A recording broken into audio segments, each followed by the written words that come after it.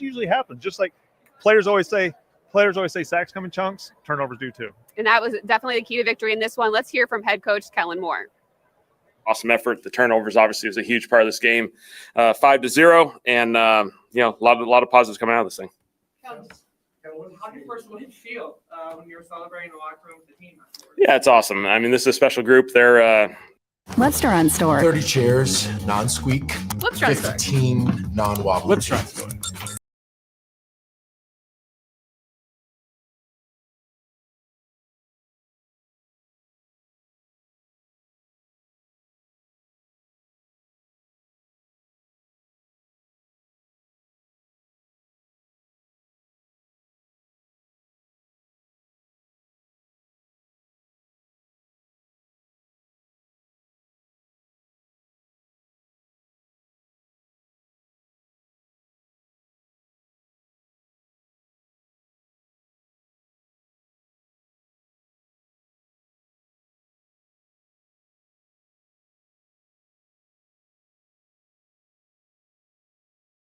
Their resiliency to hang in there through some challenging times the first month. By no means is it the perfect script to start a journey together as a group, but I thought our guys just battled the entire game, and it was really fun to see those guys.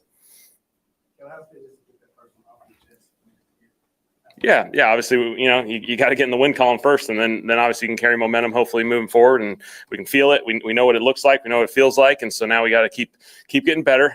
This is what an NFL season's about. You got to keep getting better, and more opportunities will come ahead of us. How would you describe what the mood was like in the locker room?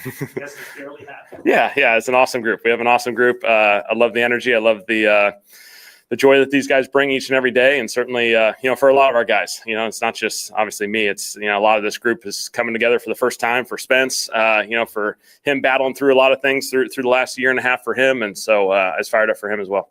Could you talk a little bit more about the defense? You got down 14-3 before the turnovers just started.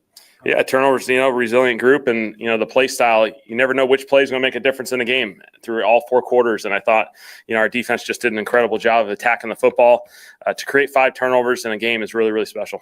What did you see in the one from Brian Brzee that Jordan hadn't returned? What did you see about what Brian was able to do? Yeah, just excellent job attacking the football. And I haven't seen the perfect look yet, but I've seen one. He's attacking the football, and I think that's the special thing. We've seen it throughout the NFL the last couple days, through the NFL. Certainly Thursday night was an example again by the Niners. And so, these defense linemen, they just keep attacking the football, and eventually it's going to pop out. If you don't mind, would you describe your personal, what you're thinking as you're watching that play, that emotional thing? Yeah, I mean, they were grinding it out, and so they were grinding out a long drive, and so for our guys to make that play immediately, so as soon as Jordan scoops up the ball, I think he immediately looked to what's ahead of him, and there was a whole lot of green grass, and I thought our guys did an excellent job getting out in front of him, creating a couple blocks, just securing it, and so allowing him to go score.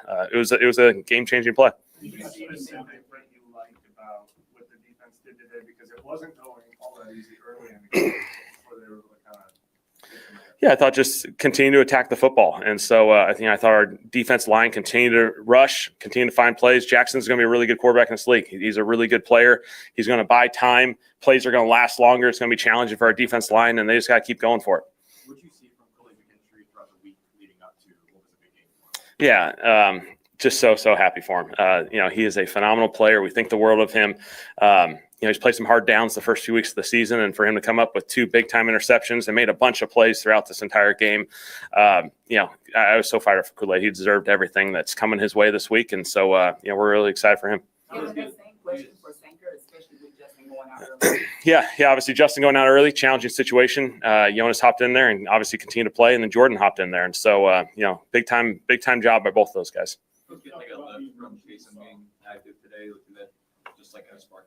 Yeah, it was fun. It was awesome to see Taysom, to see Foster out there competing, playing. They've been through a lot. Taysom had some hard downs in the run game, and I thought, the play action pass, the opportunity to throw it in that short yard situation was obviously awesome, and thought he made an excellent decision. Really good throw because the corner's playing over the top, and so it was a big time play. We needed that in that situation. Yeah, his role obviously will evolve. He's just coming back, and so I thought, he did punt protection, and then he did some, obviously snaps in some offensive situations, and as he goes, he'll just keep growing that as we go. You is going to get that kind of.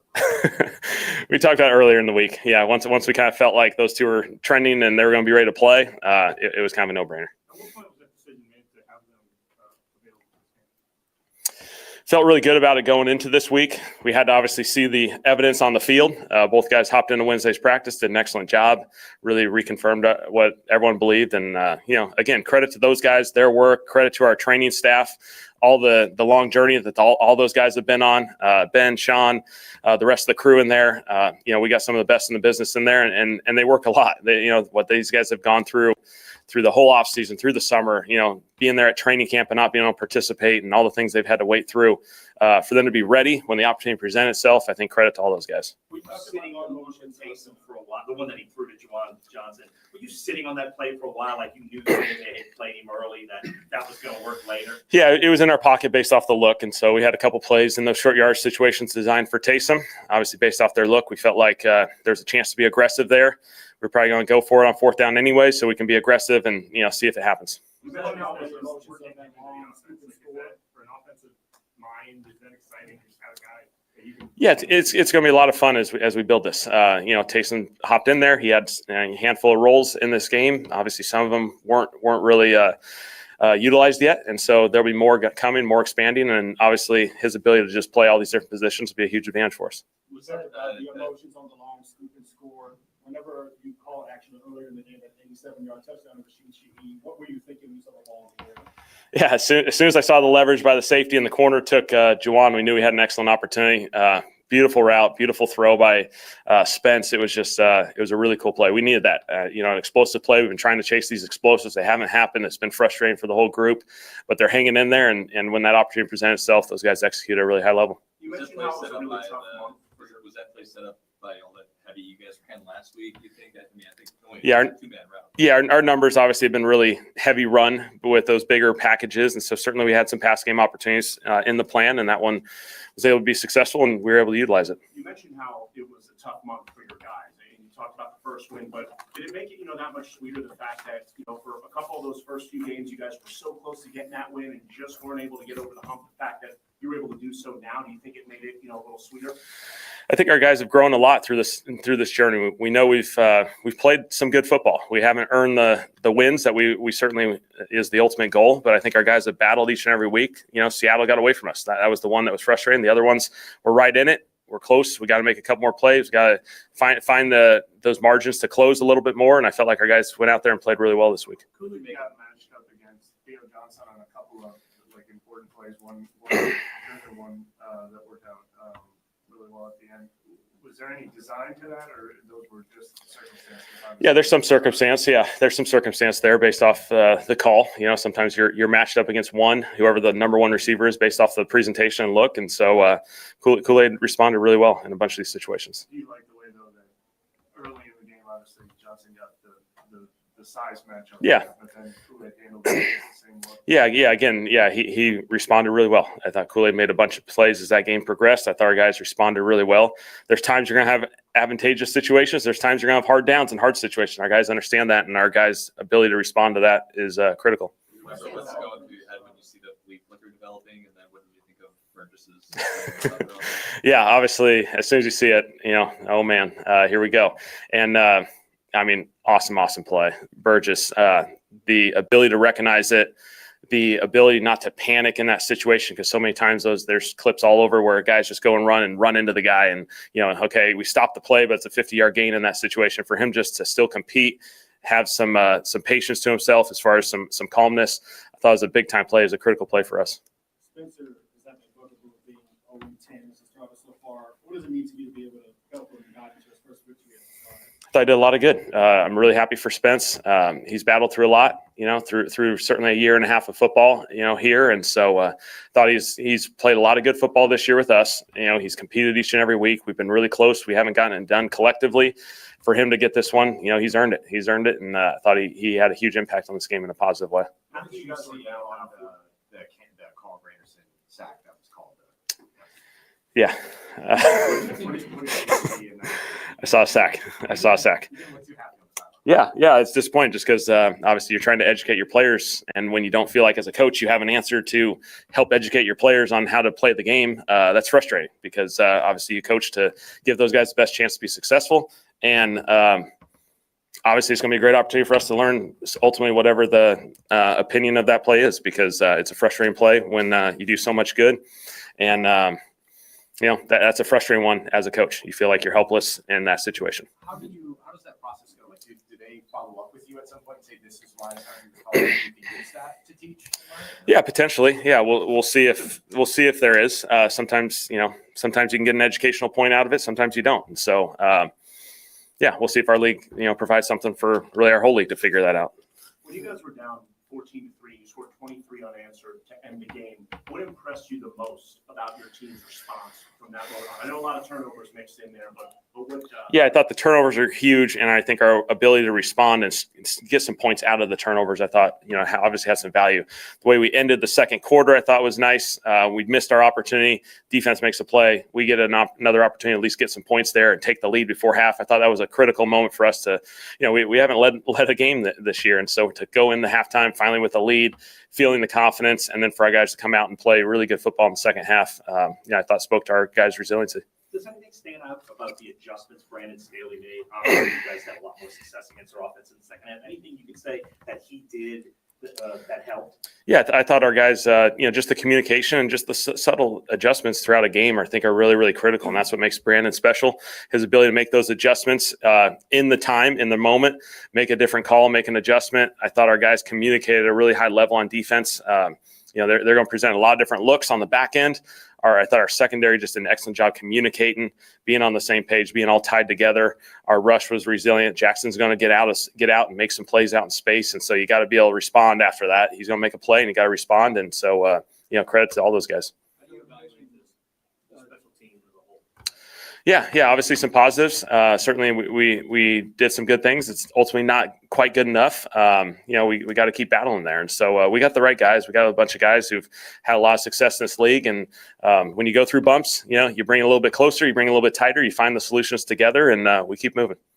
You mentioned offensively the frustration of not having the explosive plays. Do you think a guy like Kool-Aid on the defensive side kind of needed that interception, needed to go his way?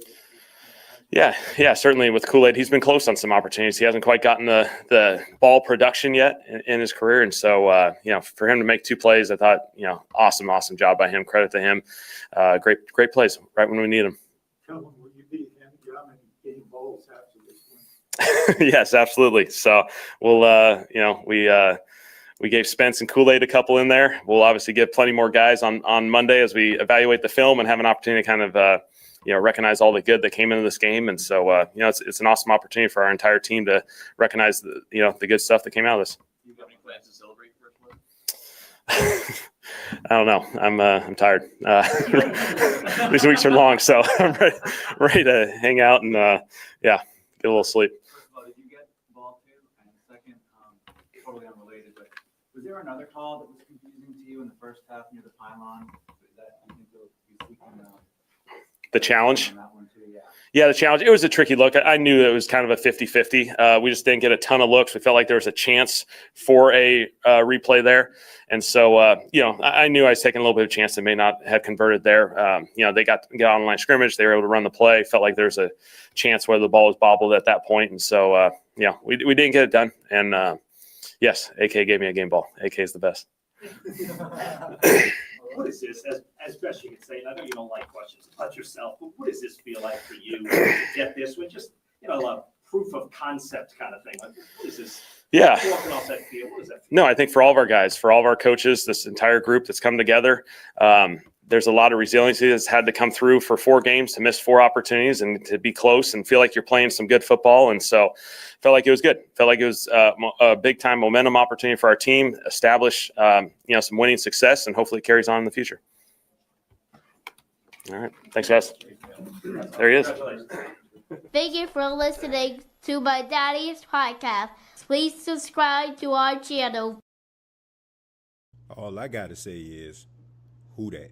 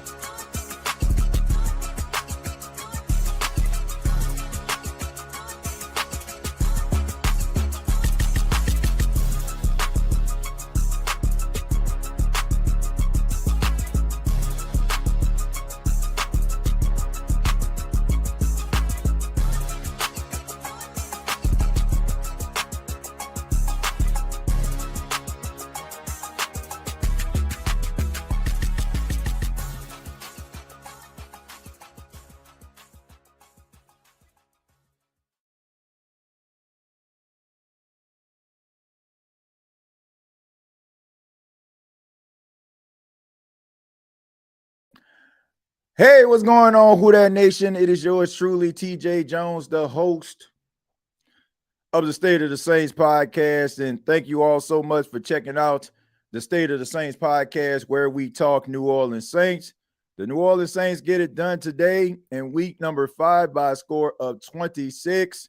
The New Orleans Saints are finally in the win column for the first time this 2025 season. And, you know, credit to the New York Giants. Looked like they came to play, especially in the first half, but also credit to the New Orleans Saints defense, generating 5 turnovers in order for the New Orleans Saints to get the victory over the Giants. You know, Who Dat Nation, I enjoy watching this game. The youth movement especially. You're seeing a lot of young, promising players out there making plays, from Kool-Aid McKinstry to Ernest Sinker, Quincy Riley, Brian Brzee, Jordan Howden. You also had Terrell Burgess making plays. Like, it was great to see the young core of the New Orleans Saints flashing right in front of our eyes. But I think we have to start with quarterback Spencer Rattler. Look, this man has been scrutinized by Saints fans all over, talking about the dude can't play, talking about the guy's not a starting quarterback, talking about the Saints can go in a different direction, this, that, and the third. But on this day, regardless of how you may feel about Spencer Rattler, it is great to see this young man get the monkey off his back and finally win a football game, finally in the win column. Everybody's talking about the 0-10 record. It's finally a 1 inside of the win column for Spencer Rattler. And look, I'm happy for the guy. Like, does this completely absolve the New Orleans Saints issues? No. Did the New Orleans Saints become a good football team today? No. But it's good at least 1 week. Saints fans can know what it feels like to win a football game. And I just tell Saints fans here today to enjoy it. Enjoy it, because probably not going to have too many of these type of Sundays going forward, like in 2025, as this team tries to get better. But it's good to see that some of these young players are stepping up and taking advantage of the opportunities. Another player, once again, Kool-Aid McKinstry, thought that he played outstanding today, had 2 interceptions in the game, and finally looked like that number 1 corner, at least for this Sunday. Also, someone that I was really proud of watching, and it may not look, appealing in the stat column, but Kendre Miller. I thought Kendre Miller ran the ball well. I think that Kendre Miller ran the ball even better than Alvin Kamara in this game. It seemed like he's been running more motivated. It seemed like he's healthy. He's showing that contact balance. He's fighting for extra yards. I mean, he was out there balling on the offensive side of football and picking up those tough yards, especially in certain situations. Taysom Hill, it was great to see him back on the field, threw a pass 19 yards to Juwan Johnson. Thought that was really good ball placement. Kellen Moore even alluded to that in the press conference. But Taysom Hill isn't all the way back yet. You can tell the way that he was running the football. It's going to take some time as he gets adjusted, getting back to the contact of football. This is a guy that got injured the second to last game of the season, and he been through a lot, man. I'm pretty sure a lot of people seen the interview with Taysom and him talking about some of the things that he had to endure, some of the things that his doctor said. So it's going to be a work in progress, but it was good to see Taysom Hill out there, and also kind of shoring up the special teams as well. But speaking of special teams, I would be remiss if I didn't mention how terrible Blake Grupe looks. The guy looks awful right now. And look, I'm not one of those people in the business of just talking about things that go wrong when things go wrong. I talk about them even in victory. And that's probably one of the reasons why some Saints fans get annoyed with me, because they're like, oh, TJ, we won. But I'm just telling you, Blake Grupe is a liability. Blake Grupe left 9 points on the field today. And look, the New Orleans Saints have a kicking issue. And it's only a matter of time before Blake Grupe cost the New Orleans Saints a football game. And look, sometimes we kind of like put it in there theoretically, like, oh, if the Saints would have made that field goal in the first quarter. No, I'm talking about if the game is nip-tuck and he goes out there and let's just say the Saints are down by 2 points, right? And they kick a field goal and they would win by 1. I don't trust this dude to make a field goal. He has the yips. And you already have another kicker on your team in Charlie Smith. I think next week they need to allow Charlie Smith to kick and put Blake Grupe on the bench. And if Charlie Smith can go out there and give you something better as a place kicker, then you go with him moving forward. Blake Grupe has missed a field goal, and I think every game for the exception of the one last week. You got to get this dude up out of here, or you got to sit him on a bench or something like that until he figures it out. Because you keep on bringing this dude out there and him shanking field goals left and right, it is going to cost you games. Nobody is going to talk about it today because the Saints won. But I'm just telling you, I just see a foreshadow. And Saints fans are going to be extremely frustrated, and they are going to be crowding the chat talking about Blake Grupe missing field goals. They need to figure that thing out because I've seen this guy for 5 weeks shank field goals left, shank field goals right. And look, you're playing in a control element dome, right? It's not like the wind is at you, you're kicking into the wind or something like that. Look, you're in a 70-degree climate-controlled dome, and you still can't make field goals. And it's getting pretty alarming to me. Also, what was alarming to me? The red zone. The Saints were 0-3 in the red zone. 0-3. You got to find ways to be able to cash that in. But I like the fact that Spencer Rattler took a deep shot down the field. That ought to keep some of these people quiet, talking about how Spencer Rattler doesn't push the ball down the field at least for a week. But yeah, he was able to connect on an 87-yard touchdown to Rashid Shaheed, really showing his speed, got up to close to 23 miles per hour. I mean, that's just blazing fast right there. But also Spencer Rattler, I mean, even a close out a game, that ought to hush a lot of people up as well. He was able to convert on 4th down. 4th and 5. The New Orleans Saints needed the clock to continue to tick. So he pretty much threw the ball on a quick slant to Rashid Shaheed to keep the clock moving. So that shows you that he can convert drives late in games. So, I mean, Spencer Rattler is still a work in progress. There's still some things that he needs to work on. But at the end of the day, it's good to see this man finally get a victory. And, because when this game first started, and I seen the Saints down 14-3. I even said it on the prediction show. I stuck around for a little while as the game started for a couple of drives. And I said, man, if the Saints end up losing this game, I mean, you're going to have to figure out, if Spencer Rattler going to be the starter next week. But I think he bought himself some time.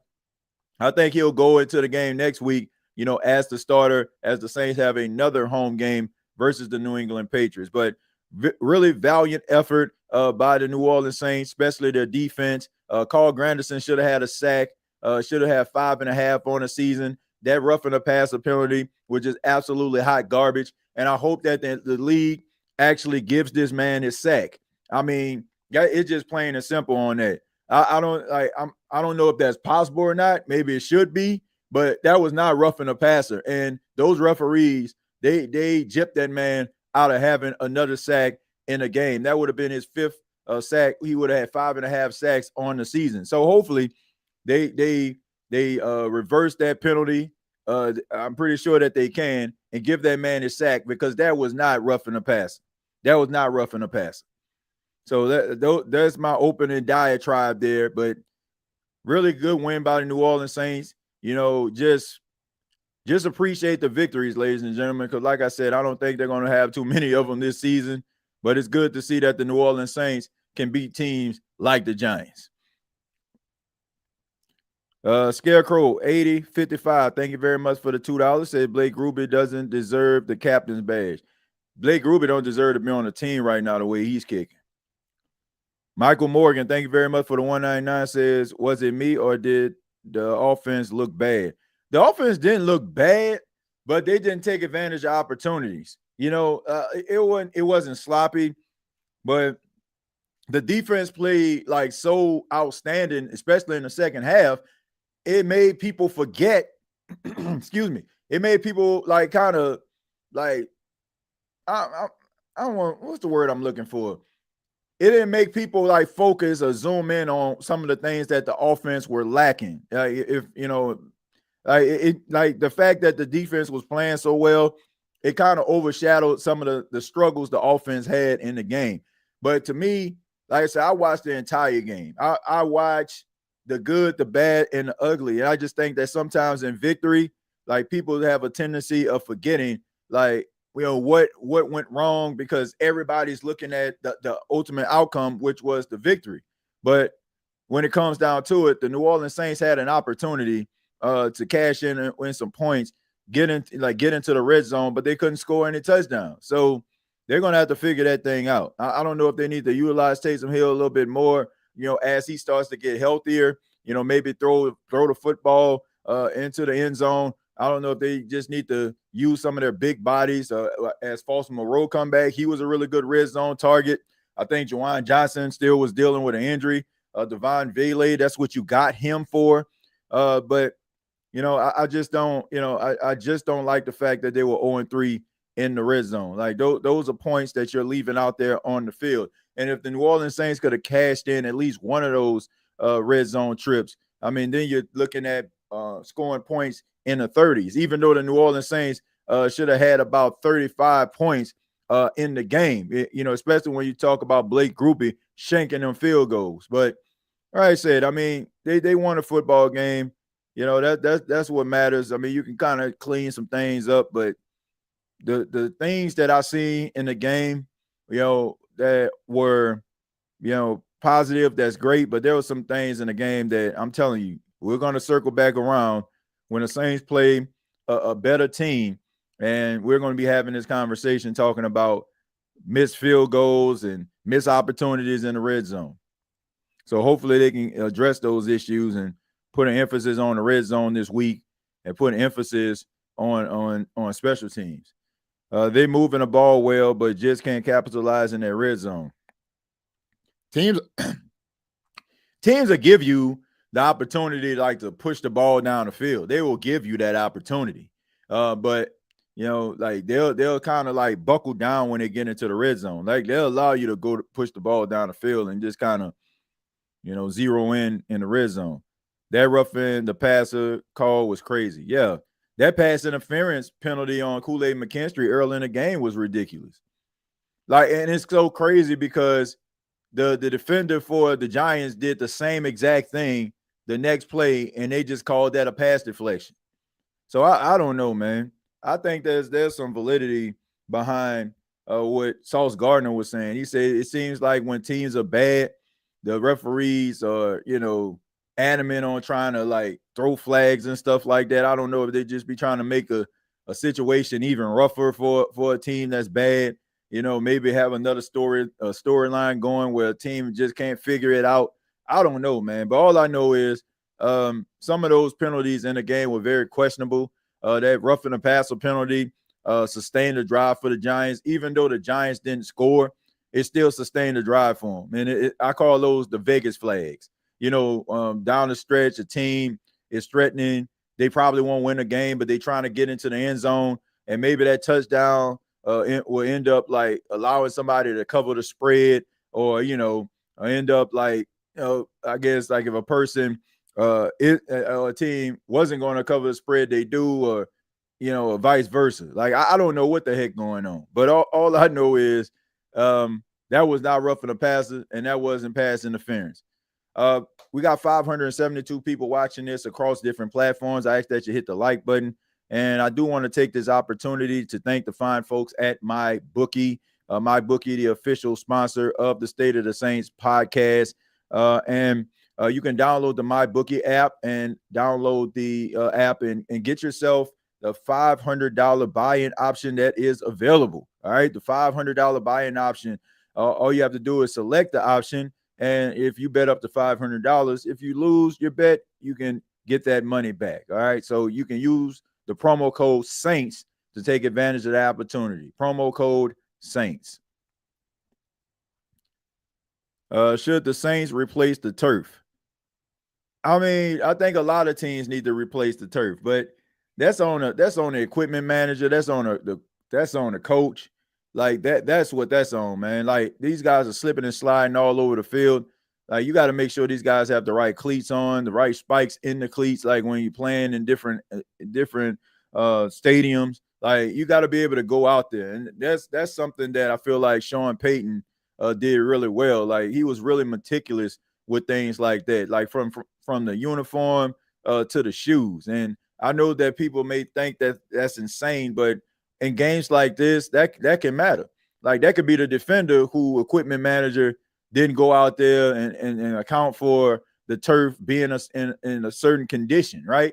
And your team probably staying upright because you did. It's the little things about football that matter, and that can be an advantage for you. Like you got to be able to not only watch the film, but you also got to be able to understand the conditions, rather as wind conditions, the grass. You got, like, if it's raining, like you got to be able to do like wet ball drills. If it's windy, you got to make sure that you're creating these elements that these guys are going to be battling in every single week. And if you just act like it don't exist, like let's just line the guys up, then you might end up getting beat because you didn't come prepared by doing the little things. So they need to figure something out. Where's the New York guy that told me I'll see if you're around after the game? Yeah, he probably upset. Red zone offense is trash. The play calling is terrible down there. I just don't think they have that one guy that they can just look at being a red zone threat. And also, like you said, the play calling isn't ideal. Like you got to find a way to get into the end zone. And I'm pretty sure as time goes on and as he gets healthier, they'll probably utilize Taysom Hill a little bit more in the red zone. But they got to find a way to get up in that thing. I kept saying he will win soon. Hello, the Bucks playing now, and you're here. Well, look, I'm glad that Hello is here, man. We enjoy him being here. Let's see. BG is not healthy, but needs to sit him down if he is unhealthy. Man, I don't know. Look, I ain't trying to make no excuses for him. Like, this dude got one job. He had one job, and that's to kick a field goal. He got one job. And if he can't do that and he's injured, then he needs to go sit down somewhere because it's making him look like he's just absolutely terrible at his job. I mean, you missing field goals left and right. And I'm telling you, like a lot of his field goals, even like extra points, like they don't look like on point. Like they look like they just drift off to the left most of the time. Need to figure it out. Lucky we wear up. That play would have cost us. I mean, Blake Grupe in general. Lucky, and that was I was having an issue. I'm like, man, the Saints are winning, but they not pulling away. And once but the defense was playing lights out. Like defense, they was like, okay, we're gonna be out here, and they just created opportunities for the offense, and the offense wasn't able to capitalize more times than not. And I say it's the things that we don't pay attention to in victory is the things that you pay attention to in defeat. But I'm not falling for the banana in the tailpipe. Good win. There are still things they need to build on. Glad to see Rattler and Moore get their first dub. Yeah. Ms. Rattler is a glorified number 2. What's happening to be Creole? Sucks fans always in our business. Look, man, I'm just happy. Look, I don't care what team you root for. I appreciate you stopping by the show. Why the refs so horrible on us? That's a good question. I have absolutely no idea. But even at Brian Burns, like offsides penalty, like he jumps offsides, and they're like, okay, he didn't jump offsides because the clock hit 2 minutes when he did it. Like what? Like it's like I don't know, man. It's like they are so meticulous when it comes to like certain plays and technique and stuff like that when they play the Saints. Like I watch a lot of football. I promise you. Like anybody know, like state of NFL, we watch a lot of football over there, like live streams, etc. We watch all these games. And I'm telling you, man, some of the calls that I see referees make on the Saints, I'm like looking like, man, what in God's name like is going on? Like they just so like dialed in and letter of the law when it comes to the New Orleans Saints. And I'm just like, what, how is it that these other teams can get away with it, but they calling it right down the middle when it comes to the Saints? And most of the penalties today, they weren't even penalties. Now, if I'm cool, like if I'm the secondary coach and I'm talking to Kool-Aid, I'll be like, man, keep playing your game. If I'm Bo Davis, I'm telling Carl Granderson, keep playing your game, because there's nothing about that technique from Kool-Aid or Carl that I would change. And like I said, I hope that the NFL gives that man his sack back, because it was clearly a sack. It was not roughing a passer. It was not roughing a passer. He was nowhere near the head and neck area of Jackson Dart. Like, he just came around a corner and he came with so much speed, he was able to basically just tee off on him because he came free. I don't understand where the roughing a passer penalty actually come from. Even the guy who basically, is the rules analyst, that was at the game with CBS, he was like, man, I don't understand that either. Like, what are you supposed to do? I don't get it, man. They robbed that man out of a sack today. And like I said, I hope that the NFL makes that correction. I know sometimes, like when guys, end up, getting sacks, or, they call it a half a sack and they go back and look at the footage, they might give a guy a whole sack. I just hope that they go back and look at that roughing the passer penalty. They realize that it wasn't roughing the passer, and they give that man his 5.5 sack on the season. TJ, this is the first game I've seen Kool-Aid trust his instincts. Also, Sinker is quickly becoming a favorite rookie of mine. That kid has it.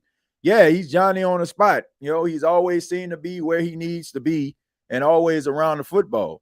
And he has really good cover skills as well. So he definitely is a pleasant surprise. And to think that we wouldn't even have seen this much production out of Sinker if Julian Blackmon didn't go down. Now, I feel bad for Julian Blackmon going down, but this created a great opportunity for Sinker to come in and make plays. And like I said, it wasn't just him. I mean, I think Quincy Riley played well.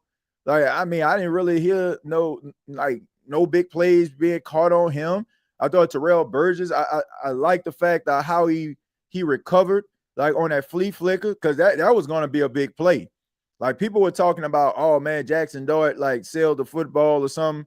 Nah, man, Terrell Burgess, man, he covered a lot of ground to be able to get that pass deflection.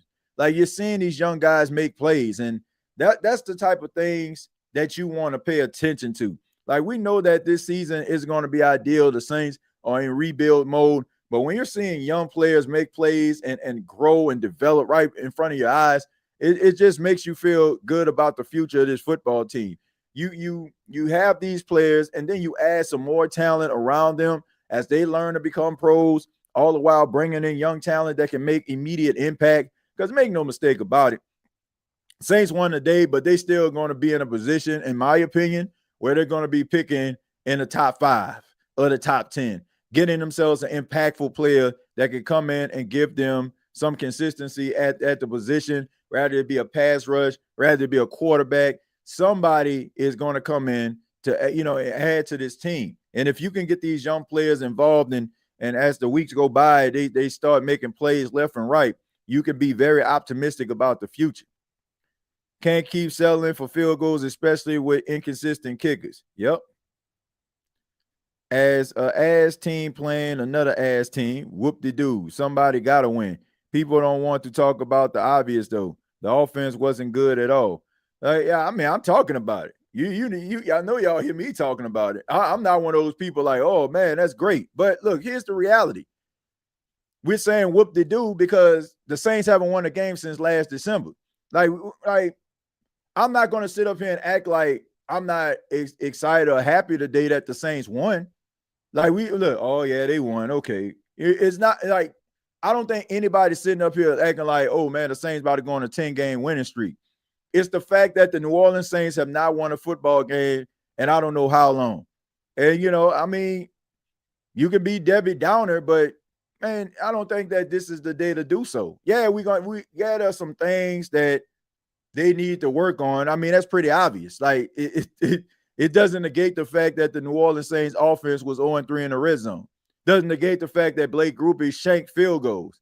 It doesn't negate that, but the reality is people are happy because every single week since this season has started, dating back to last season, we have been talking about the Saints losing, why they lost, and what they need to do now.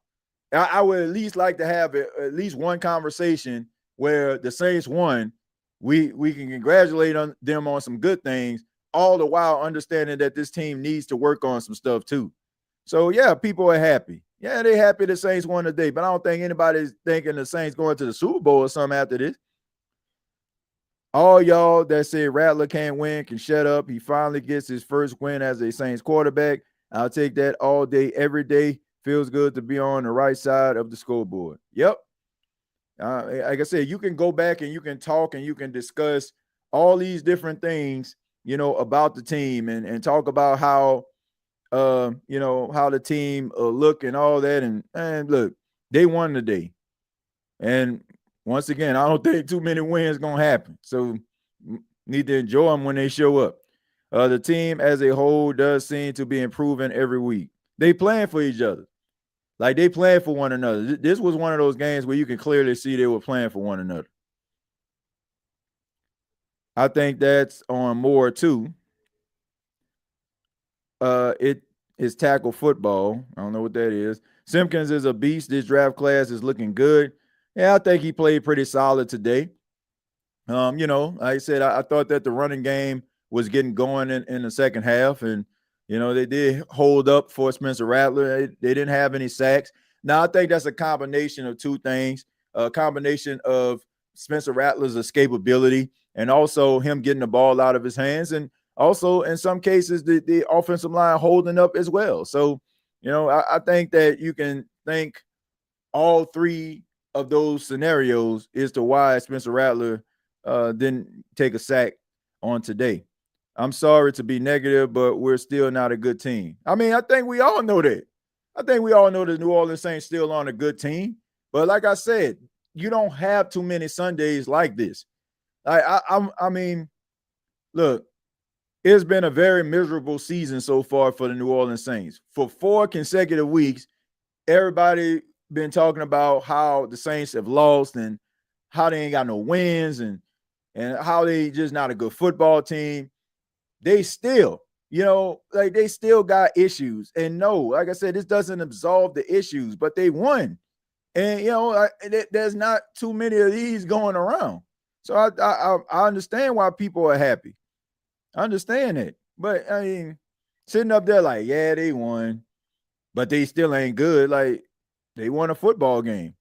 And, they did some things really well and things that they need to improve on. So you got a choice. You can sit up here and say, okay, they won, keep it moving, don't appreciate it. And then, you may not know the next win they might have. We can say, okay, they playing against a Patriot team that's not really good, but, man, that don't mean that the Patriots can't come in and beat them. So I'm just saying, enjoy the wins when they're here. I think Kellen is still trying to figure out how he wants to call his offense. I think they just need more weapons. Sinker had a big game. Yeah. I told you, big dog, to have faith, look for positive results over negative at all times. Yeah, I mean, look, I look at the positive things, but like I said, I look at the things that are glaring as well. There's a lot of positive things that happen in this game, but there's some things that, could get you beat down the line. Good teams win the games they're supposed to. We all had them going 0-4 and getting their first win against these Giants. We finna go on a run. The seal has been broken. Oh, we'll see. See, TJ, you are muted. Yeah, at the beginning of the show. Yeah, I had the mute button on, but I turned it on. Somebody says refresh. Okay, am I muted still? Hold on. Y'all can hear me, right? I want to make sure everybody can hear me. Because I don't know, maybe that was like at the beginning of the show. Because I remember me hitting the mute button. Okay. I was just trying to make sure. I remember like hitting the mute button and before I got started. I think maybe that was like during the time. Hold on. Let me see when you all were talking about me being muted. I think that was like earlier.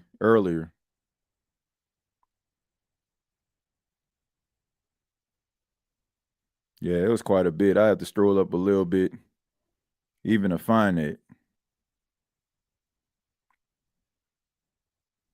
Oh, I think I already read that, but yeah, thank you, Tyra, for the $4.99. All right, I was just trying to make sure everybody hear me. I think when I was reading like the comments that happened like right after Kellen Moore's press conference. And so that I was reading maybe like 10 or 20 minutes back. Strolled down a little bit.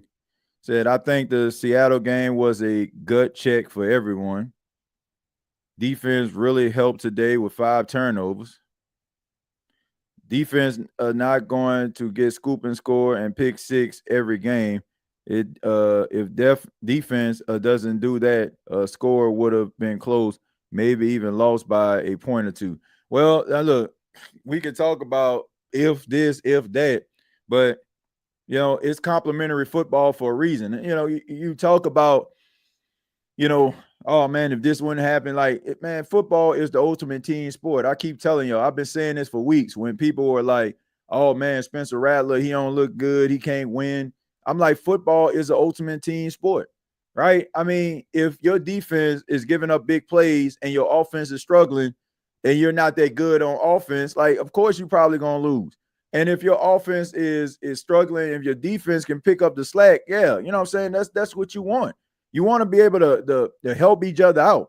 The offense is not going to be as electrifying as it is probably from week to week. The defense has to pick up their slack, and the defense is not going to generate 5 turnovers like you alluded to. So the offense has to pick up their slack. So it's a complementary game. So, you know, you got to be able to complement one another. But like I said, if was a fifth, we all would be drunk. But today, the New Orleans Saints did enough to win a football game thanks to the defense. TJ, I remember after Ernest Sanker was drafted, you wasn't so sure about him. I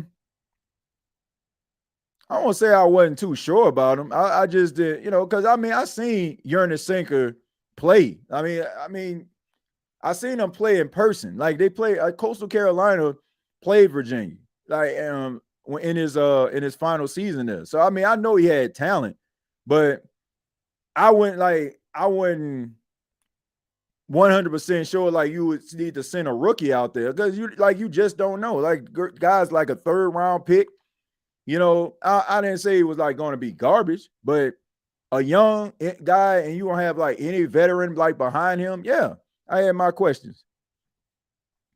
Yeah, I had my questions about it. But I mean, he's a ball hawking guy. He's a good tackler.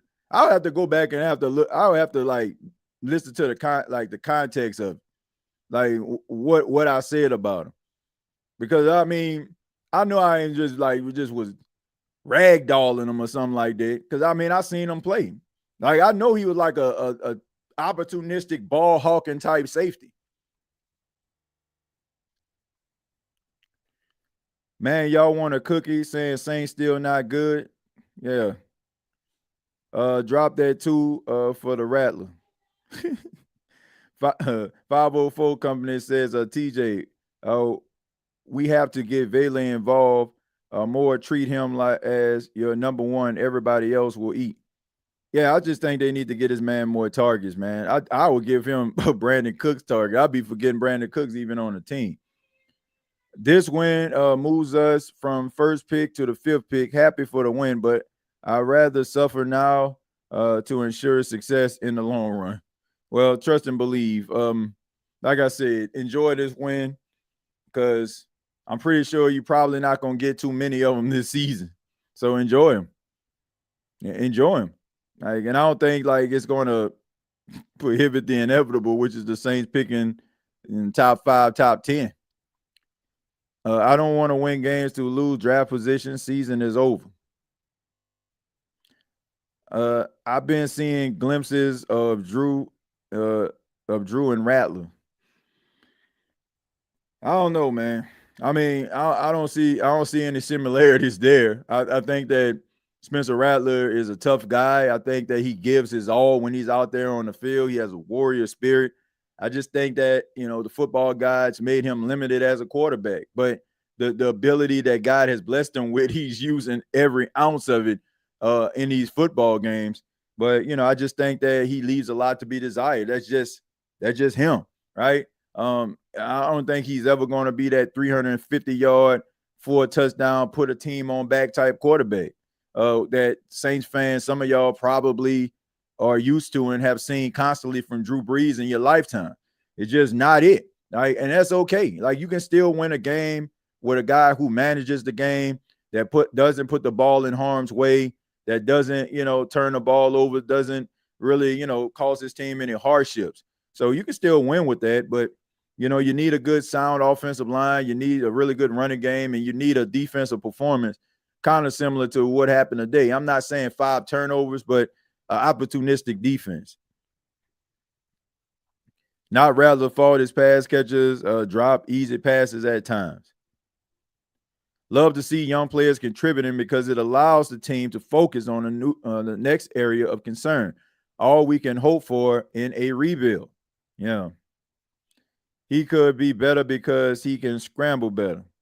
I mean, there was a couple of times where Rattler scrambled. Like, there was like one play he was able to scramble, make somebody miss, and got the first down. Do you think do you think we have found the missing O-line piece in Simpkins? I don't know, Rudy. I don't know if you found like the missing piece or not. But if he can play steady, he can make things interesting when Cesar Ruiz come back. Because if he's playing steady and that offensive line is generating results, it's going to be hard for Cesar Ruiz to come back. Especially like it's not like Quentin Nelson left and came back. I mean, Cesar Ruiz, according to PFF grades, he's one of the worst at his position and has struggled. So if Simpkins can provide stability, it will make it very interesting around the time when Ruiz come back. Today, the first game all season, I could say we played complimentary football minus the kicking game and red zone problems. Yeah, it was complimentary football today, Justin. It was complimentary football. It was one of those games where the New Orleans Saints relied on one another offensively, defensively. You still got to take advantage of some of those turnovers, which the Saints didn't. That's what I didn't like. And this was yet another game where the New Orleans Saints generated, turnovers, and the offense couldn't do anything with it. But also credit to them, as I'm going to get to you, Brandon. But I want to credit the New Orleans Saints defense, because we seen last week, the narrative and what we were talking about was taking advantage of the opportunities when they present themselves. When the Buffalo Bills threw the ball at Pete Werner, he dropped it, right? But every time the ball was in the vicinity of a defensive player, they made a play. Rather, it was a defensive pass deflection, an interception, a fumble recovery. They took advantage of the opportunities, right? So I want to give them credit for that, because last week we was lambasting those guys because they didn't take advantage of the opportunities. This week they did, and it paid dividends. Hopefully this game can somehow give the team some type of confidence going forward. Well, I think it'll give them confidence, but like I said, it doesn't completely absolve them of some of the things that have gotten them beaten. Tyrone Jones says, great win. Saints need a better tight end and better defensive line in the middle to stop the run. Yeah, I think all that will probably come in the draft. Get yourself a big run-stuffing interior lineman. And I think you need a guy that can consistently give you a pass rush. It was supposed to be Chase Young, but we haven't seen him in quite some time. Watch when we beat the Pats next Sunday. They're going to be looking crazy.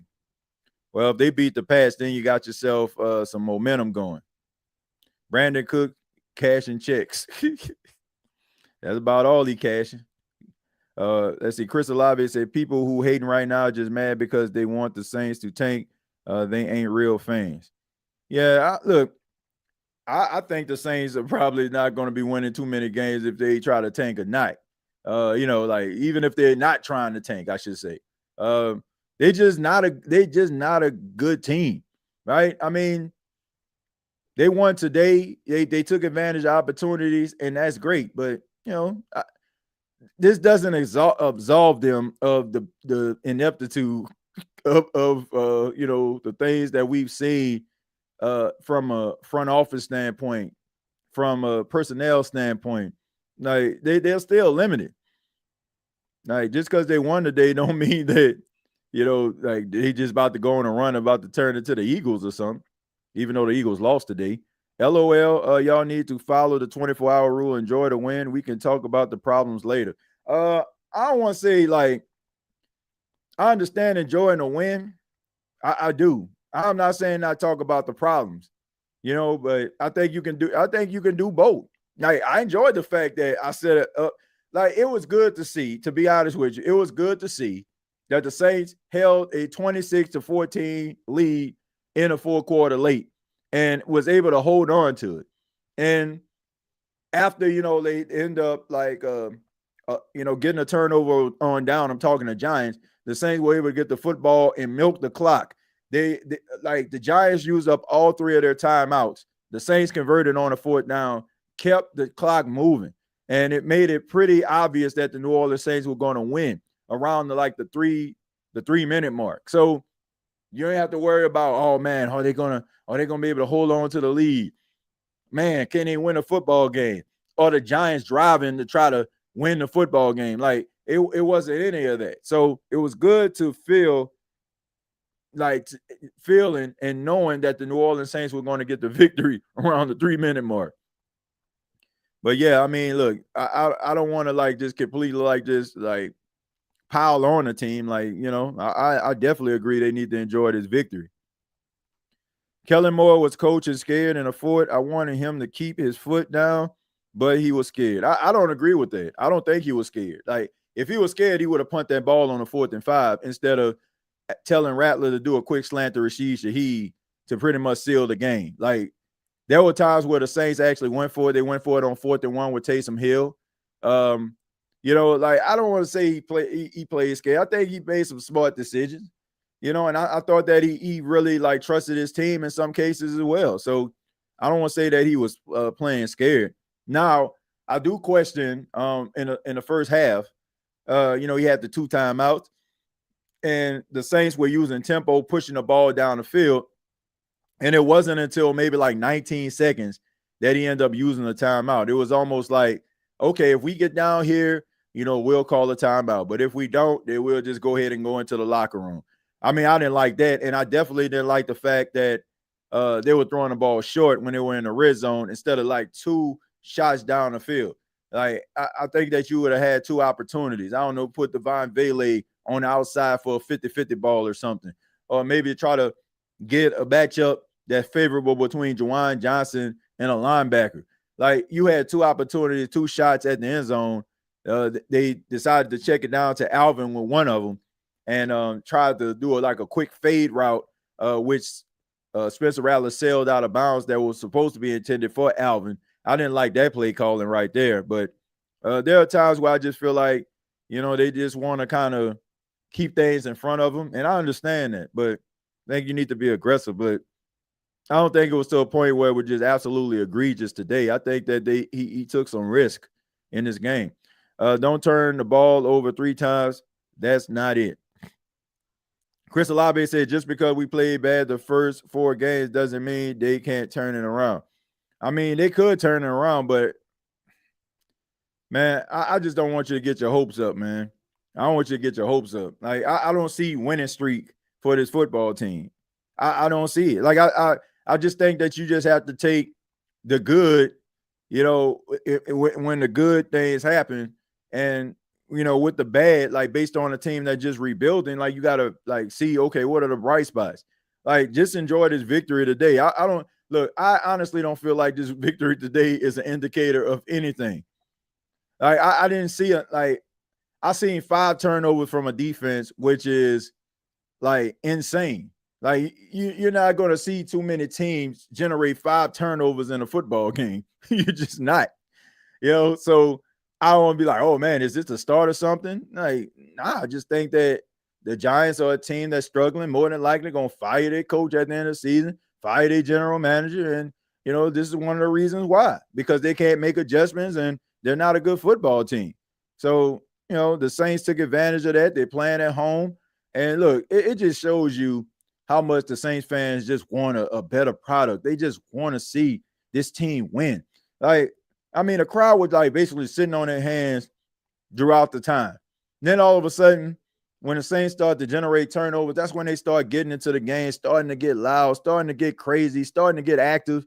Like, man, Saints fans just want to give them something to cheer about. Like, if you show that you can hold up your end of the bargain, Saints fans will hold up their end of the bargain, which is making a whole bunch of noise, making their throat so raspy they can't even talk to their colleagues or their coworkers at work on Monday morning. Like, they're going to give you everything they have if they feel like you're giving everything that you have to them.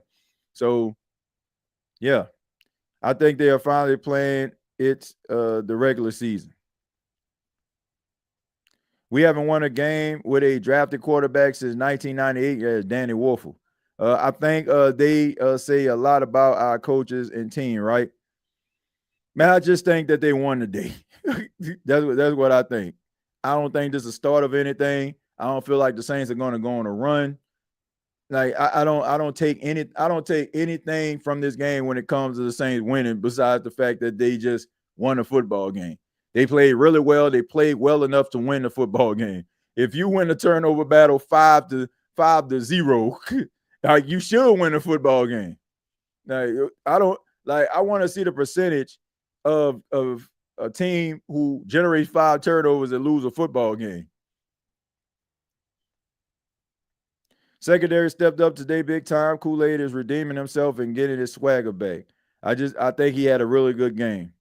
This is a really good start where he can step up and build on this momentum. And it can do wonders to your confidence.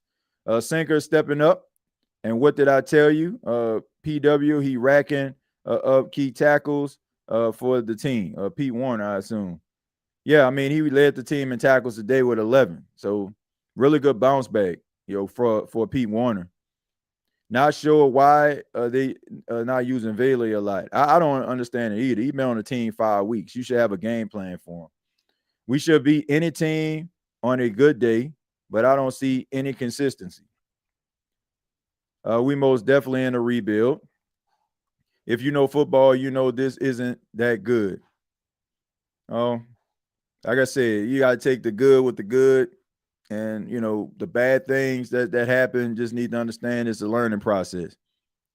Whoa, now, you want to tank a loser, got that dumb mindset.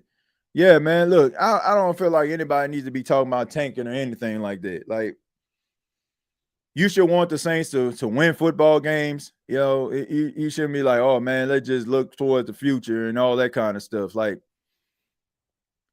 if you have a locker room full of guys that are just content with losing, then like you're in worse shape. Like, the fact that the New Orleans Saints are going out there, continuing to battle, understanding that they're limited, and still trying to come away with victories, still trying to win football games, man, that's optimism at its finest, man. Like, that's positivity at its finest. Like, you don't want to see your team just going out there just okay with being losers. Like, you don't want that. And then on top of that, everybody was talking about, man, this team might go 0-17. This team might go 0-17. That's what people were saying last week. Man, this team might go 0-17. They finally win a football game, and we not okay with that either. I don't get it. And we talking about draft positioning. Like, come on, man. Like, even if the Saints get a top 3 pick, top 5 pick, that person still would need a supporting cast around them. They still gonna need somebody to be able to catch the ball if they get a quarterback. They still gonna have to be able to have teammates that can generate pressure if they get themselves a pass rusher. They still gonna need teammates to be able to help in a secondary if they're a cornerback. So, like, there's no savior that just coming in that you just gonna get right away. Like, it's just not. And once again, football is the ultimate team sport. So regardless who they get, they still gonna need some players to be able to complement whoever comes in. TJ, today we made some good plays, some mistakes, but ultimately we were able to capitalize on the opposing team's mistakes. Would you agree? Oh, absolutely. I mean, the defense did. The offense, got the ball back, but in some cases wasn't able to capitalize on what the defense gave them. But credit to the defense. They kept going out there and giving the offense opportunities to be able to pull this game, pull away from this game. And, you know. So credit to them. I mean, didn't we win the turnover battle in one of the games last season and still lost? Yeah, which was uncharacteristic, but I love that baller blocking shirt, brother.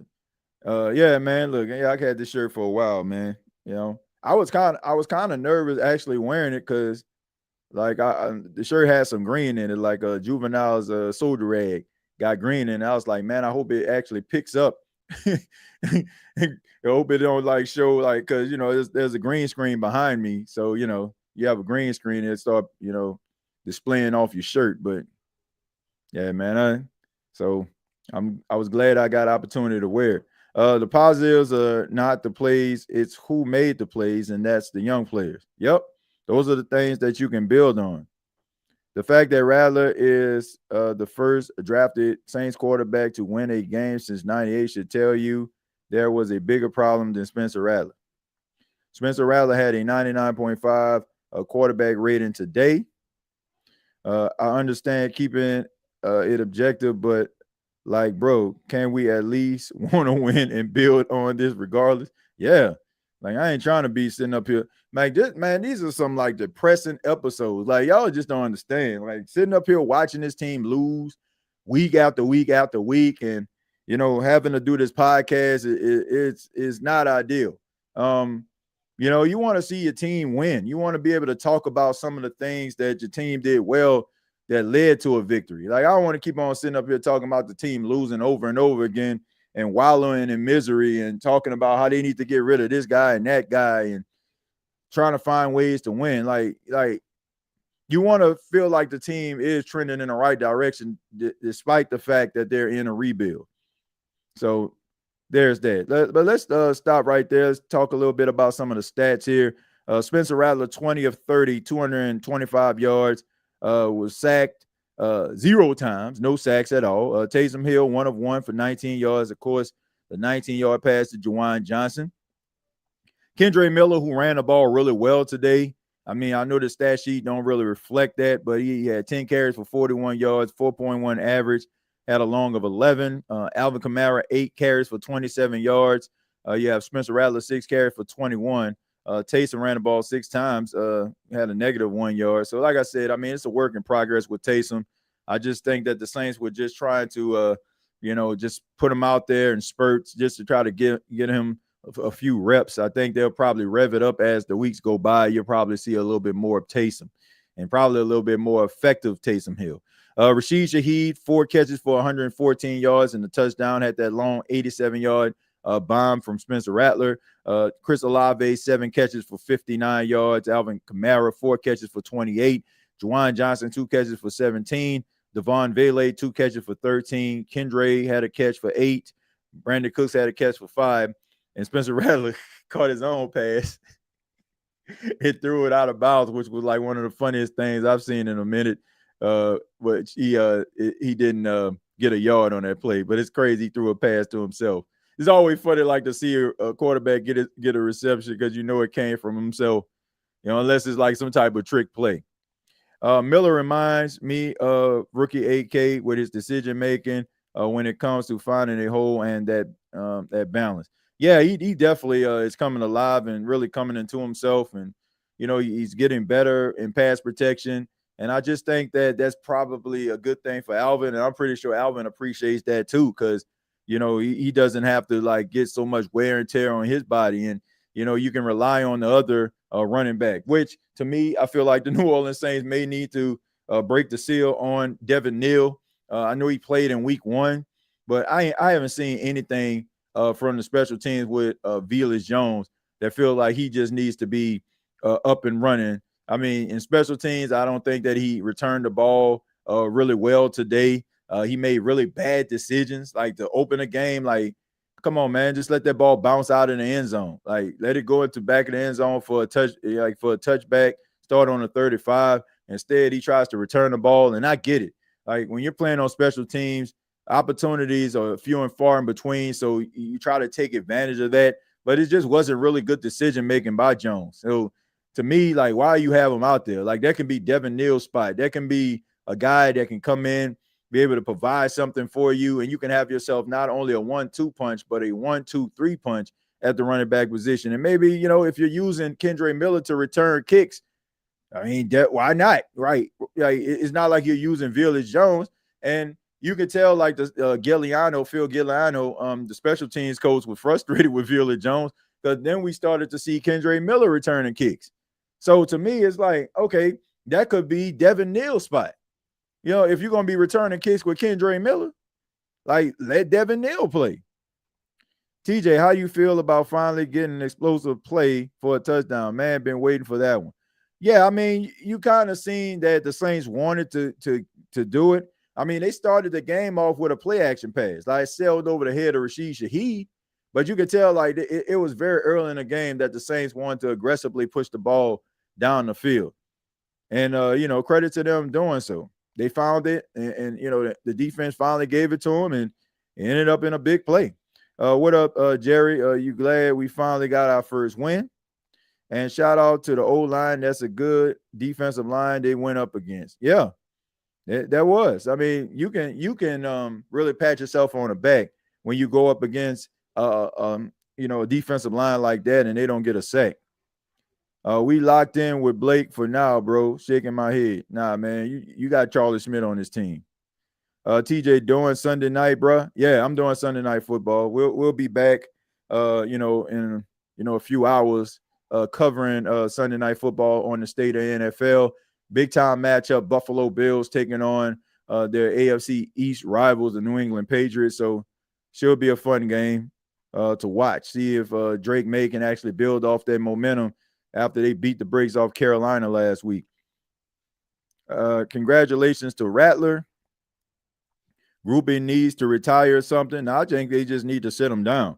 You know, it kind of reminded me of like Sean Payton when he had like Garrett Hartley, and Garrett Hartley would have like these little kicking issues. So he would, I don't know, go get John Carney or something like that, be a kicker consultant, or they'll probably like get another kicker on the team, but they wouldn't get rid of him because, you know, it's like they believed in him, right? I think it's just one of those situations where, like, I just think that maybe he's in his head. Like, sit him down and allow, you know, Charlie Smith to be activated at least one game. Like, at least see what Charlie Smith can do. Like, what's the worst that can happen, right? I mean, he missed field goals. Well, Blake Groupie been missing field goals all season long. So I just think they need to, like, sit Groupie down. And lucky for him, they have a situation that can be that way. But I just think that they're doing themselves a disservice, Blake Groupie a disservice, because it's clear that he's not kicking the ball well. And he's going to end up costing this team, and it's going to make y'all extremely frustrated. I'm talking the organization, going to make the organization frustrated, and fans continue to be frustrated. Like, we could talk about it now with kind of fine-tooth gloves on, like being able to, like, talk about this in a victory, but you're going to be really ticked off if this guy shank a field goal that matters, really matters, like really, truly matters. Like, all the field goals matter, but they won today. The field goals that he kicked could cost the Saints a game. Defensive secondary is a real dog on the field. Offense secondary needs to step up on the field. I hope they grandma are happy for the victory over the New York Giants. They singing, "Oh, Jesus, amen." Let's see, TJ, my heart stopped when Kellen went for it on fourth down, but we made it. How do you feel about the play call? Risky, but showed confidence in the team. I know he's been making cute calls. Well, I think that, you know, it definitely was him instilling confidence in his team. I like the play call. Like, man, look, you're 0-4 team. You ain't really got nothing to lose, right? You already got a lead here, and if you convert, then you can take more time off the clock. So I thought it was a really good decision. Bro, TJ, we played the first two games like we did today. Do you think we would have won? I mean, yeah. But the Saints had chances to win those games. So it just didn't work out in their favor. Today, they were able to capitalize on some turnovers and keep that lead. Like, the Saints went into the half, leading the game, and they were able to maintain a lead, which is something they haven't done in quite some time. Starting a competition with the kickers again, bro, Groupie will understand we need consistency. Yeah, I think I would let Charlie Smith play. At TJ, good afternoon to you. Who that Saints fan? Chantel, thank you for being here. Really do appreciate it. Says we need to make a trade for a disruptive edge.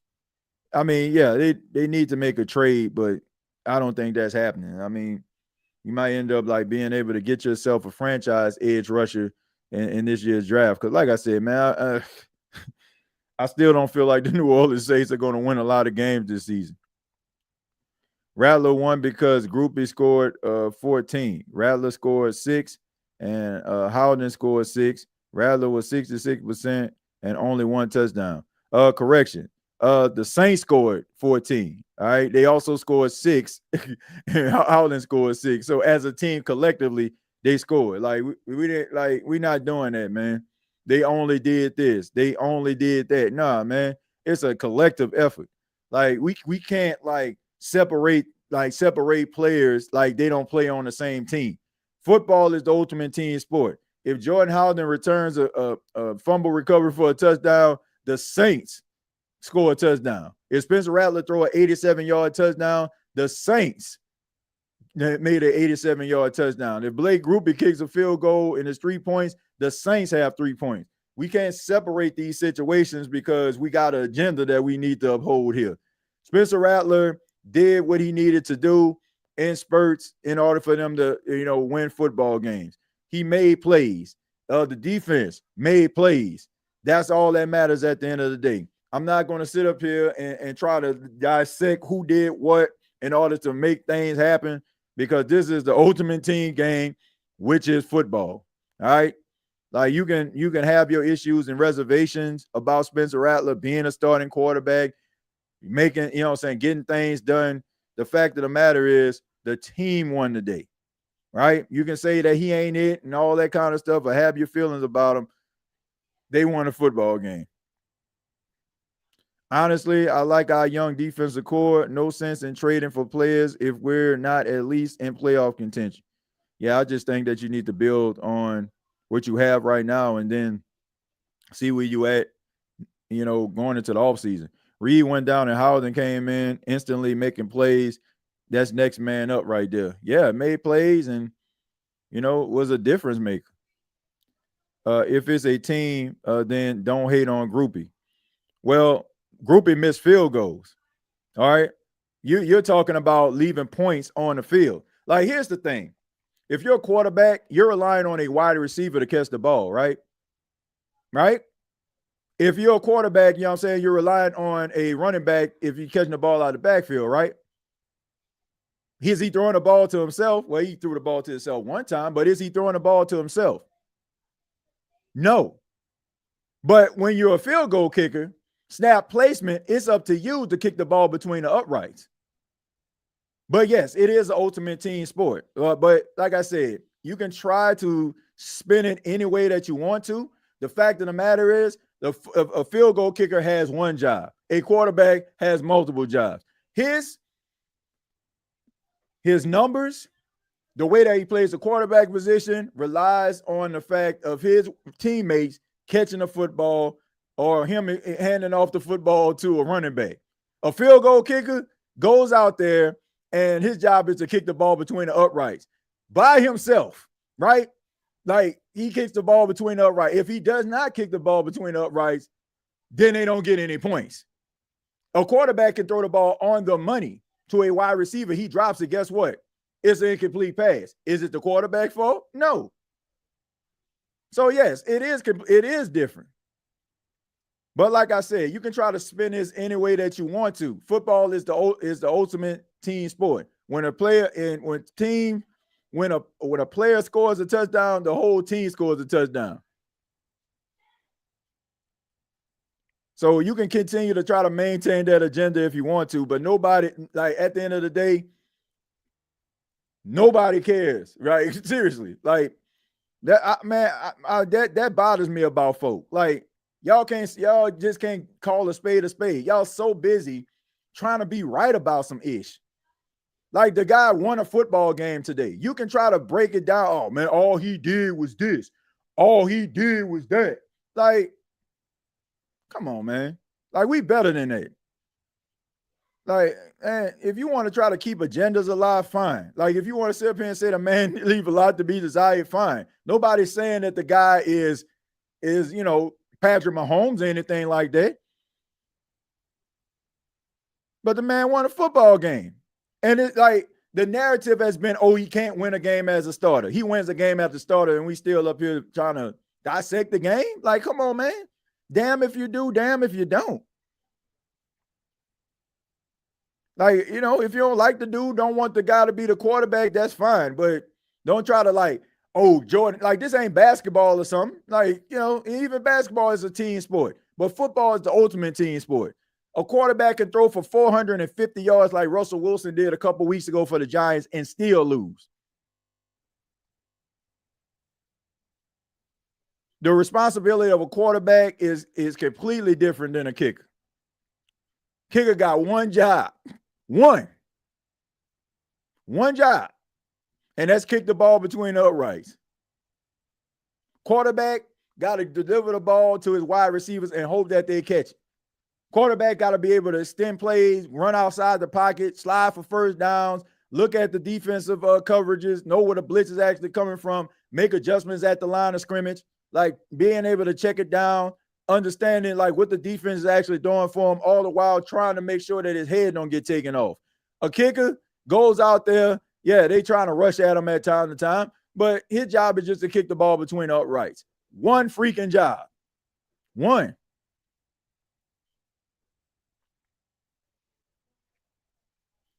That ain't the move, man. You can say whatever you want to, but that, you know, that the job of a kicker is completely different from a job of a quarterback or a cornerback or a running back. I'm happy Spencer Rattler and the Saints got a victory today. Like, who wants to look at Saints when I got an agenda that I need to run with? Rattler still had a nice bomb to Shaheed and got us to the red zone multiple times. Defense will finally show up. Five turnovers help. And Groupie was missing. Victory Sunday. Linda, how he looking past the results when he started the show calling out the mistakes first? No, they don't get there first. They don't never pay attention to that. Chosen. They got, like I said, who needs to understand the facts when you got an agenda that you need to run with? You know, people just sit up here and just say, "Oh man, all you do is just love on Rattler." Like several shows, like validate, like I call this man out when he don't do something right. But like I said, who needs to look at facts when you got an agenda that you need to run with? Like if you weren't here when the show first started, like of course you ain't gonna hear everything. Like you come there mid-show and you ain't hear anything that I said. You know, like you would think, oh man, all you doing is doing this. Like, man, watch the whole show. Watch the whole show. I started the show basically. What did I say? I said people have a tendency of not paying attention to the things that get you beat in victory, but they want to talk about it in the end. So, man, miss me with that, man. These next couple of games, I will expect us to win because these teams are on our level. The last four were not. Yeah. Linda, put down the Jack Daniels because you're literally getting rotisserie chicken in the comments. I mean, like I said, this ain't like, I just say damn if you do, damn if you don't. Like, okay, what do you want from this guy? Like you want him to just throw for like 350 yards and 4 touchdowns a game, then you feel like you got yourself a quarterback. Like I said, most people are just looking at this dude through the Drew Brees lens because Drew Brees was just so great at the quarterback position. So now every quarterback has to be him, look like him, resemble him. If he doesn't, then that means that he has no redeeming qualities. You have some quarterbacks that are franchise guys, can put a team on the back. And then you have guys that are game managers. You got a lot of game managers in the NFL, a lot of game managers, and teams seem to find success with game management. See, the problem is a lot of you haven't been in this situation. You're not used to the Saints having a game managing quarterback. That's what Spencer Rattler is. He's a game managing quarterback. And any quarterback that you come in here with, rather it's Tyler Shuck, he will be a game managing quarterback. That's what the Saints are right now. There's nothing wrong with teams having a game managing quarterback. You can win with a game managing quarterback and win quite a bit. So what are we looking for? Are we looking for the second coming of Drew Brees? Well, he's not it. Spencer Rattler ain't it. But if you're talking about somebody that can keep the team afloat, move the chains, consistently get the ball into the red zone, or put the team in the best position to win and be there in the end, then that's what he is. The problem is he's a game managing quarterback, but the Saints don't have other areas around him that thrive. But let's just say if Spencer Rattler was playing the way that he is right now, and the Saints had a really good running game, and you see Alvin Kamara getting over 100 yards or Kendrick Miller getting over 100 yards, then you got yourself a really good offense, right? The problem is he's a game manager surrounded by guys that aren't impactful players. If you are a game manager, you had impactful players, like how the 49ers got Brock Purdy, who I consider a game manager, and you got Christian McCaffrey, who can hit his head on a goal post at any minute, George Kittle, who's hurt, but in most cases can hit his head on a goal post any minute, getting yards after the catch, breaking tackles, etc. Teams can be successful. So there's nothing wrong with being a game manager. Nothing wrong with that. Just need pieces around you in order for you to be able to thrive and be a successful offensive team. She will really be mad with my take then, because I'm on record saying I don't feel none of these losses this year is on Rattler. If you ask me, I felt he played well enough for us to win all the games this year. And then the thing about it is, man, he's playing solid against some really good defenses. He played really solid against a really good defensive front with the Giants and also against the 49ers. The Seattle game, it just got way out of hand. It was 21-0 before you can sit down in your seat. But like I said, I'm not going to sit up here and act like the dude is perfect. He's not. He's not perfect. But I'm not about to sit up here in a win, and that's all we've been talking about, this man losing and being 0-10 as a starting quarterback. Now all of a sudden he win a game. Now all of a sudden we still ain't satisfied. Oh, he still ain't good enough to do this. Come on, man. The narrative is he can't win at all. You can't win with him. I think we've seen enough. I think we've seen a large enough sample size to know he can't win football games. Well, he won a football game today. So, that's all I'm saying.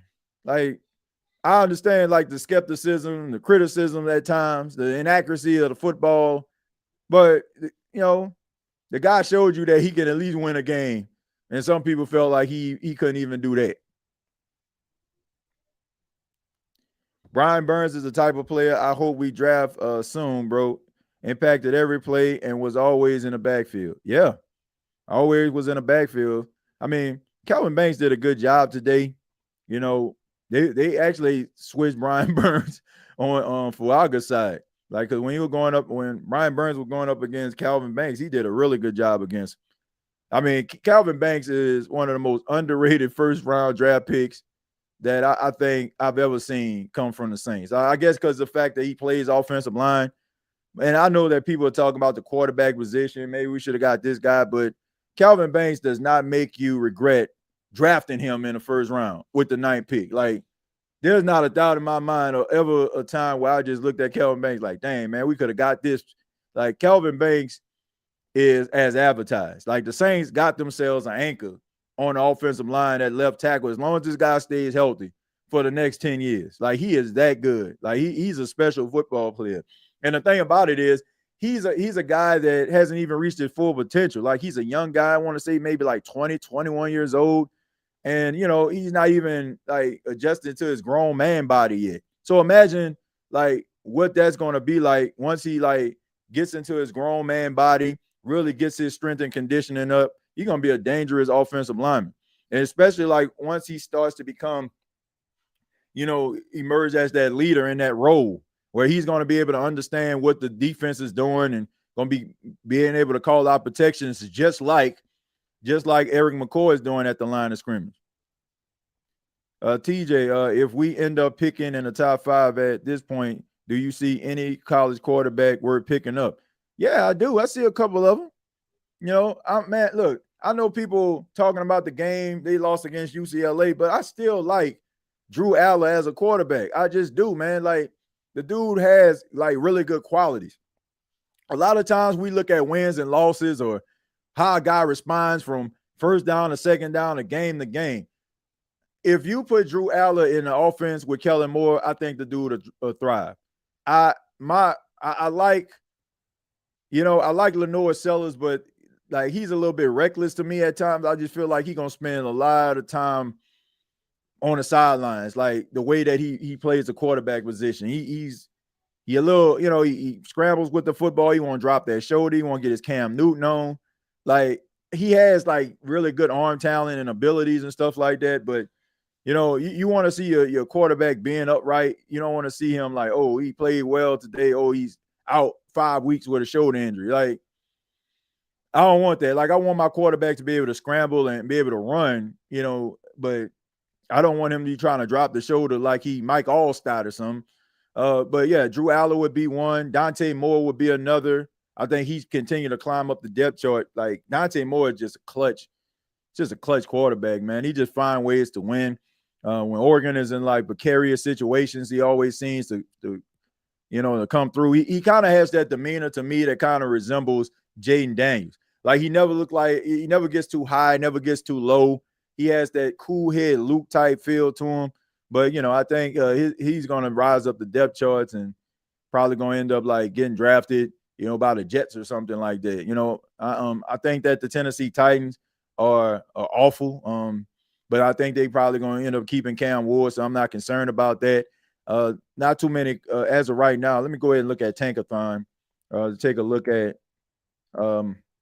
where the draft order is as of right now. All right, so the 2026 draft consists of the Jets having the first overall pick, followed by Tennessee, Cleveland. They're going to draft a quarterback.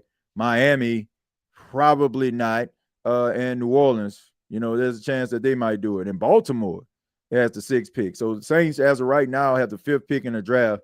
So, you're still looking at the possibility, of being able to get a really high caliber quarterback in the first round. So this day and age, you need a dual threat quarterback. You need a dual threat quarterback, Brandon. You do, but you don't need a dual threat quarterback that's looking to run first and don't run responsibly. Like, I'm all for running. Don't get me wrong. Like I look at a quarterback, Josh Allen. Like, Josh Allen, I mean, that's a prime example right there. He has the capability of running, but he ain't trying to drop the shoulder. Like, he running outside the pocket. He gonna slide, right? Like, he gonna get down before you take like a huge hit on him. And this is a 6'5", 240-pound quarterback we talking about here. Like, you can be a running quarterback when the pocket collapses, but you also got to run responsibly. Like, you can't be dropping a shoulder and stuff like that, like how Anthony Richardson was doing, or Lenore Sellers. Like, you can't do those things because you have to be upright for your team. If you're not available, then you're setting the team back. And I get it. Like, you're trying to lay it out there all on the line, but it's bigger than you, Like, we know you tough. We know that you can get the first down. We know that you're big enough to run this guy over, but you need to be a responsible runner. I just think that some of these quarterbacks in today's, NFL and college football are not responsible runners. Like, it's okay to slide. It's okay to give yourself up. You don't have to sit up here and be dropping a shoulder on nobody. So, I think that, having the capability of running, like Jackson Dart. Jackson Dart has the capability of running. But like I said, also, I noticed that he was sliding a little bit more this game than it was last game.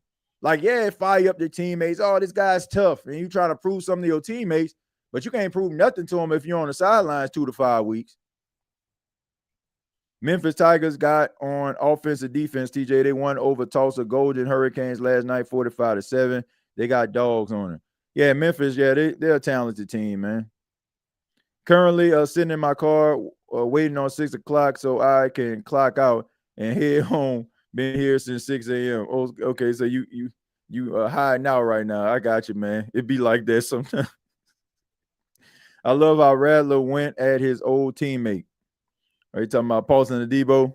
Yeah, they definitely was picking on him. Read defense first. Andrew Luck used to try to run over linebackers. And where's Andrew Luck today? Where is he today? I mean, where is he today? Is he still playing, right? Or did his career have to get cut short because of injury? I'm just wondering. Yeah, I'm just saying. I'm not just, being facetious here with you, Brandon, but I'm just saying, like, that's my whole point. He's a talented guy, like, would be a generational talent. I mean, we know that Andrew Luck has had the Indianapolis Colts at the doorstep of a Super Bowl. But, playing that type of football is the reason why Andrew Luck isn't playing anymore. So, like I say, you just got to be smart with it, man. Facts, but TJ, that's why I used to like Mitchell Trubisky. He was a responsible runner. And anyway, slid that baseball background helped too. Yeah, I mean, look, you got to be able to slide, get yourself down. I'm all for quarterbacks having moxie and grit, but I want my quarterback to be available, right? I mean, that don't mean nothing. Like that Lord shoulder means nothing for a first down if I know that's going to be the last play that you're going to make for me for the next couple of weeks. And then you got to come in and come up with a game plan and hope that your backup quarterback is able to right the ship. Like, nah. Jeremiah says, shouts out to the after show boys and the after show girls. Man, shouts out to all the after show boys and the after show girls. Shouts out to them after show boys. Shouts out to them after show boys. They be tweet and be posting. They be tweet and be posting. They be tweet. Yeah, them after show boys. They be tweet and be posting. They be tweet and be posting. They be tweet. Yeah, them after show boys. Shouts out to all the after show boys and after show girls out there. But let's go ahead and go to the State of the Saints podcast scoreboard here. In the fourth quarter, we got Tampa Bay and Seattle all tied up at 28. The Tennessee Titans are losing to the Arizona Cardinals in the third quarter, 21-6. The Washington Commanders are beating the Los Angeles Chargers 20-10. The Detroit Lions all over the Cincinnati Bengals, 28-3. The 49ers, of course, played on Thursday, 26-23. They beat the Rams in a thriller. Early this morning, over across the pond, the Minnesota Vikings getting it done over the Cleveland Browns by a score of 21-17. Let me go ahead and back up. Let me get the entire scoreboard so we can talk about some of these games here. The ones that I didn't mention. Like I said, the Titans, we mentioned that one. Game tied up in the fourth quarter between Tampa and the Seahawks. The Commanders winning 20-10. Strolling down, the Saints got the victory, of course, over the Giants, 26-14. The Colts all over the Raiders, 40-6. I mean, that was insane, man. You got Geno Smith continuing to struggle, man. 25 of 36, 228 yards and 2 interceptions. Daniel Jones, Indiana Jones, man, just continues to put up really good numbers. 20 of 29, 212 yards and 2 touchdowns. That's just a prime example. Is showing you folks that it matters where you go. I mean, the Giants, speaking of which, threw this man away, cast him aside. He goes to the Indianapolis Colts with Shane Steichen and finds success. The Dallas Cowboys beating the brakes off the Jets, 37-22. We know that the Jets like to get points in garbage time. Justin Fields, 32 of 46, 283 yards and 2 touchdowns. Dak Prescott continues to impress, man. You can like the Cowboys or not, but this man has 8 touchdowns in 2 weeks. Actually, 9 total touchdowns in 2 weeks. 18 of 29, 237 yards and 4 touchdowns. I think the absence of CeeDee Lamb is actually helping Dak Prescott, like not being able to have to zero in on one particular receiver, getting the majority of the targets.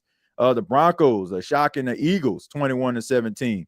You got the Panthers beating the Miami Dolphins 27-24. And the Houston Texans beating the brakes off the Baltimore Ravens 44-10. CJ Stroud with a bounce back game, 4 touchdowns, 23 of 27, 244 yards and 4 touchdowns. There was a lot of talk about CJ Stroud this week, talking about how he feels, like his body is breaking down at the tender age of 23 years old. But He had 4 touchdowns in today's game. So the Baltimore Ravens continue to struggle, even though Lamar Jackson didn't play today. It's time for Shedeur Sanders to start, TJ. Man, I don't think Dylan Gabriel played terrible today. I watched that game. Like, I'm not going to sit up here and say, oh, it's time for Shedeur just because, like, the Browns lost. I mean, Dylan Gabriel was 19 to 33, 190 yards and 2 touchdowns. Like, QBR was terrible. But at the end of the day, like, he made some throws, get his team down there, threw a couple of touchdowns. I think it's something that you can actually build on. Now, I'm pretty sure you're probably going to see Shedeur Sanders if things continue to go the way that they are for Cleveland. So I think you'll see him sooner rather than later. TJ, look at what I said above. The Ravens are looking bad. Yeah, the Ravens are looking bad. It looks like, maybe it's time for, a head coaching change. Probably going to be John Harbaugh probably stepping down. I can't see them firing the guy, if that's the case. But even with that, man, I just think they probably just having some issues in a down season. But, man, I believe in that football team. They got too much talent on their team for them not to be able to kind of shake out of the issues that they're dealing with. The Ravens need to find an identity. They got an identity running the football. They just need to hold on to it, Chosen. Let's go Seattle. And Buka is a demon. Yeah, Mecca Buka is a beast, man. The Browns are doing Shedeur dirty, though. TJ, do you think this is the beginning of the end for the John Harbaugh era with the Ravens? I do, but I think that they should give him the respect to have maybe a closed door conversation where he decides to step down instead of like trying to fire the guy. Right. But yeah, I think it's time for a new voice in Baltimore, but I don't think he's a bad coach. I think that maybe it's just time for a change of scenery. Like, I don't think that John Harbaugh is just going to completely retire and go away from the game. I think he'll probably end up going to another team and, end up finding success there. Just time for a new voice. Am I tripping, or when Jess Reed left the game, Saints defense improved like Howden made plays? I don't think that it was just you, man. I think that these young guys are really stepping up. I think that the New Orleans Saints need to trust that they have some very talented young guys. Like Quincy Riley was in the game today. They mostly relied on Isaac Yiadom. I think they looked at him, oh, man, these guys are young. They ain't ready for the moment. And these guys are stepping up and making plays, man. Sometimes guys just need opportunity. Damn, it feels good to celebrate with the Who Dat family on the state of the Saints. I won't ever apologize for a win. Yep, me neither. Saints are Patriot next week, TJ. We'll get into that next week. Especially we're going to take a look at this game tonight. And make sure y'all come over to the State of the NFL podcast channel. Check out the live stream. The Patriots against the Buffalo Bills. We'll be calling that game. Have a good time over there, man. We talk NFL topics as well as, anything that y'all want to talk about in between watching the game. So if you're into NFL football, talking about NFL football and just watching games and having fun, you might as well come on over, man. I mean, if you're watching a football game, might as well kind of just turn down the sound, turn your boy up, and just enjoy it. Like I said, we have a good time. We talk about all type of different things over there. Just be shooting the breeze. We need to save these topics for the state of NFL, bring them conversations over there. Yeah, I agree. Like I said, I get into all that. I'm not completely like just negating what the questions or acting like you all didn't ask them. But I just feel like that's probably better suited over there on the State of NFL channel. So make sure that you bring that over as we watch the game and talk about some of those things. Man, I'm rooting for Spencer Rattler, TJ, because he did talented on the field, just like Stone Cold Steve Austin theme music break.